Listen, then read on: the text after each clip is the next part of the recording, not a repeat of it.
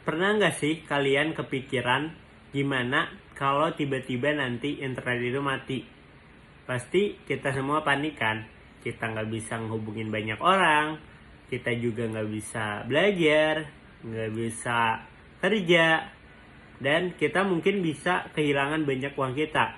Karena hampir semua kegiatan kita sekarang, mulai dari belajar, atau hiburan, dan kerja, itu kita membutuhkan internet. Dan menyimpan uang pun kita sekarang udah banyak yang menyimpannya membutuhkan internet. Kita simpan di Dana, di Cbank, ataupun yang lainnya. Nah, dari hal ini kita bisa simpulin bahwa internet itu sangat penting bagi aktivitas di kehidupan kita. Hampir semua aktivitas dan kegiatan kita itu membutuhkan internet. Nah, tapi aku yakin banyak dari kalian itu nggak tahu gimana sejarah terbentuknya internet itu sendiri. Nah, jadi di sini aku bakal ngejelasin sejarah dari internetnya dulu nih. Nah, internet itu awal mulanya dibangun oleh tentara atau militer dari Amerika Serikat pada tahun 60-an. Nah, tujuannya dulu internet itu dibangun untuk agar universitas dari satu universitas ke universitas lainnya itu bisa mengirim pesan lewat jaringan ini. Nah, internet itu apa sih? Internet itu adalah jaringan yang menghubungkan seluruh komputer di dunia. Nah, dari hal sekecil cuma mengirim pesan dari univ satu ke univ lainnya, sekarang sudah dikembangkan dan udah berkembang menjadi dipakai oleh hampir seluruh manusia di bumi ini. Nah, untuk apa? Untuk mengefisiensikan tugas-tugas mereka. Nah, dari internet yang zaman tahun 60-an itu hingga sekarang udah terbagi jadi 4 evolusi industri. Yang pertama adalah evolusi 1.0. Nah, ketika hal ini website itu masih cuma read only. Jadi kita nggak bisa komentar, nggak bisa interaksi ke webnya, nggak bisa klik button.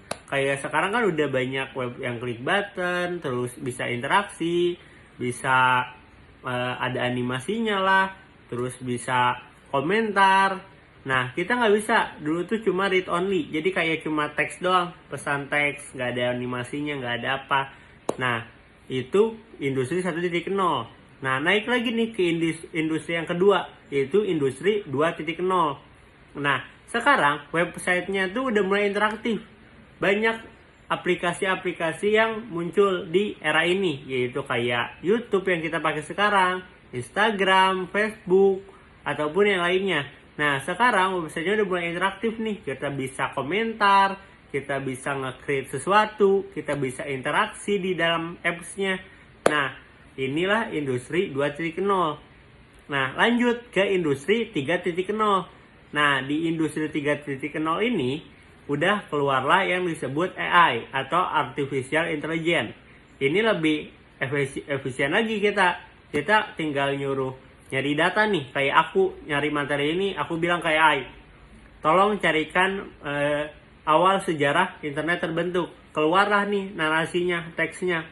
Nah, aku pelajari dan aku buat video ini.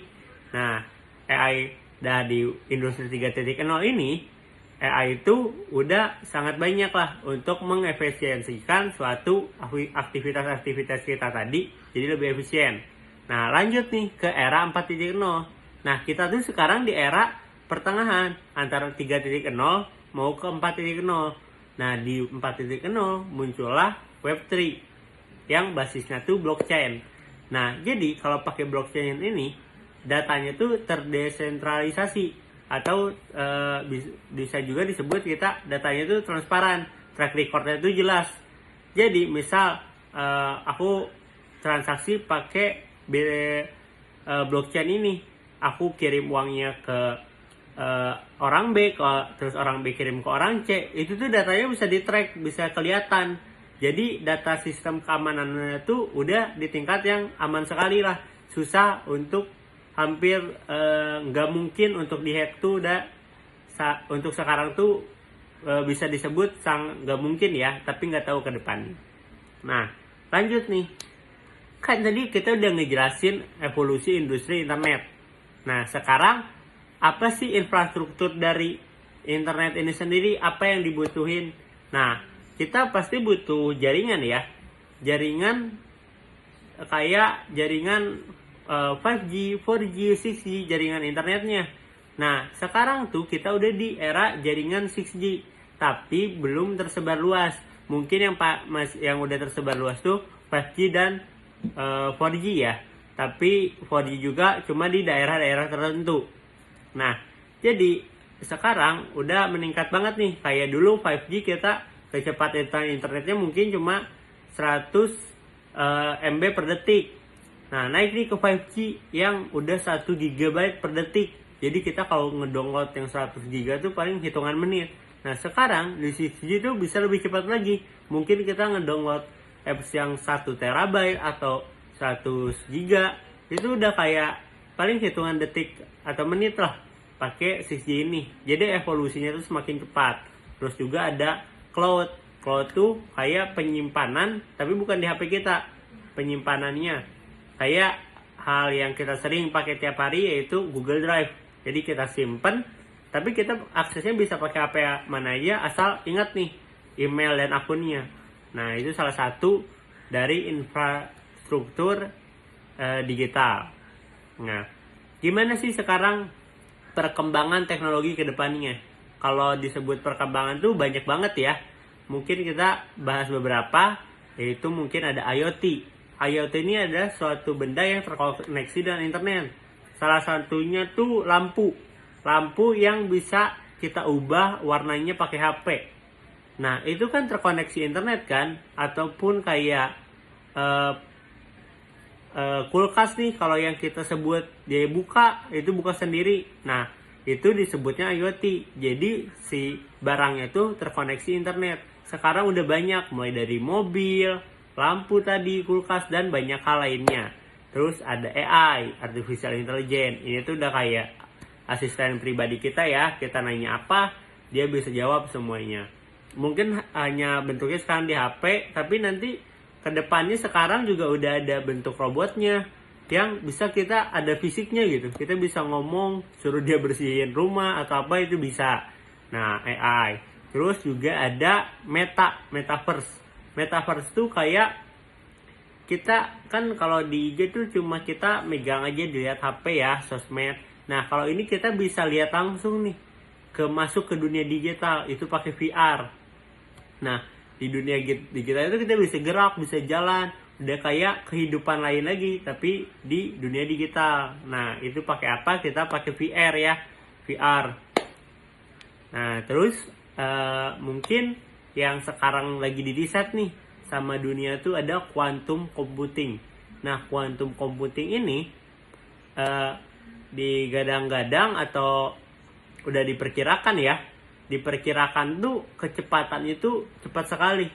Dan dalam yang aku baca nih, referensi yang aku baca, kecepatannya tuh udah melebihi kecepatan Mbps-nya nih ya. Mbps-nya tuh udah cepet banget lah.